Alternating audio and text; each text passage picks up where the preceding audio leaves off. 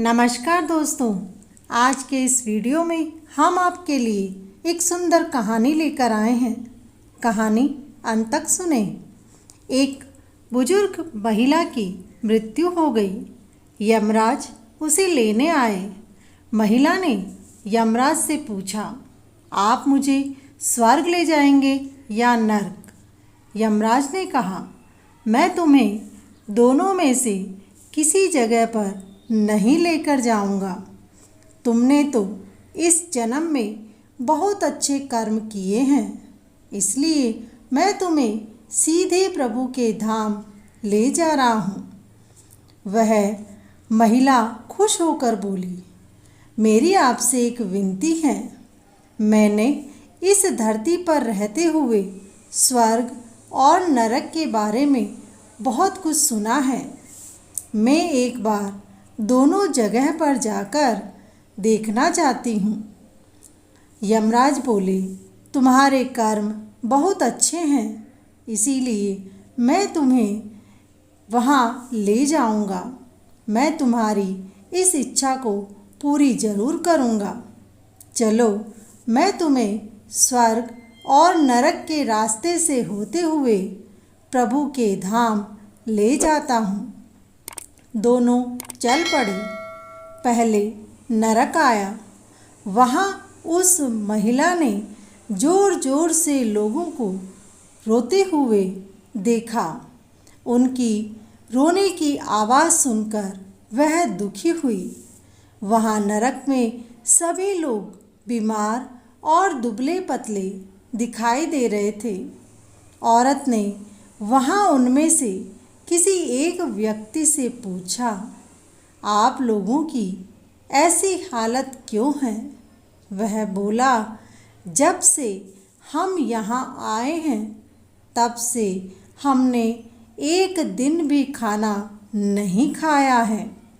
बुजुर्ग महिला की नज़र एक विशाल पतीले पर पड़ी, जो कि लोगों के कद से करीब 250 फुट की ऊंचाई पर था।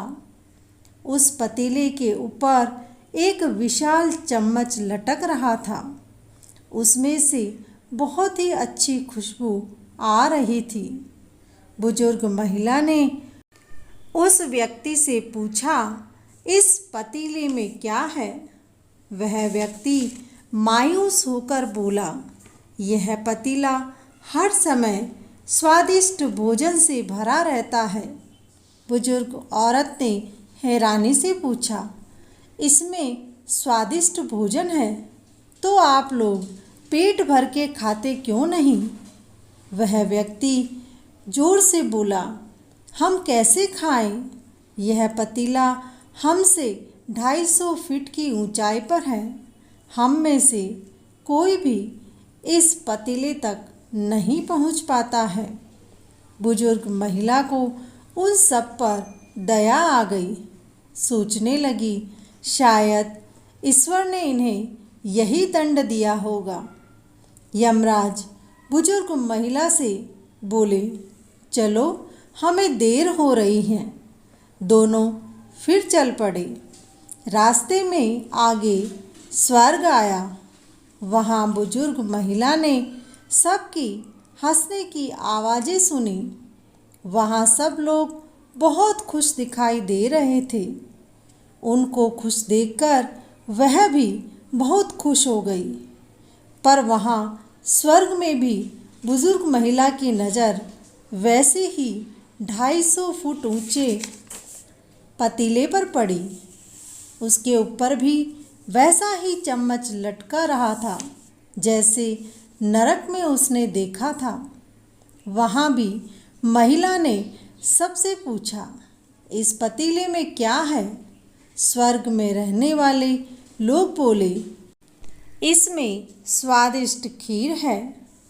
वह महिला हैरान होकर बोली, यह पतीला तो आपसे 250 फीट की ऊंचाई पर है। आप लोग इस तक कैसे पहुँचते होंगे? आप तो इस पतीले पर ना पहुँचने के कारण सब भूखे ही रह जाते होंगे। लेकिन फिर भी आप मुझे खुश दिखाई दे रहे हैं। सबने कहा, हम तो पेट भर कर भोजन करते हैं।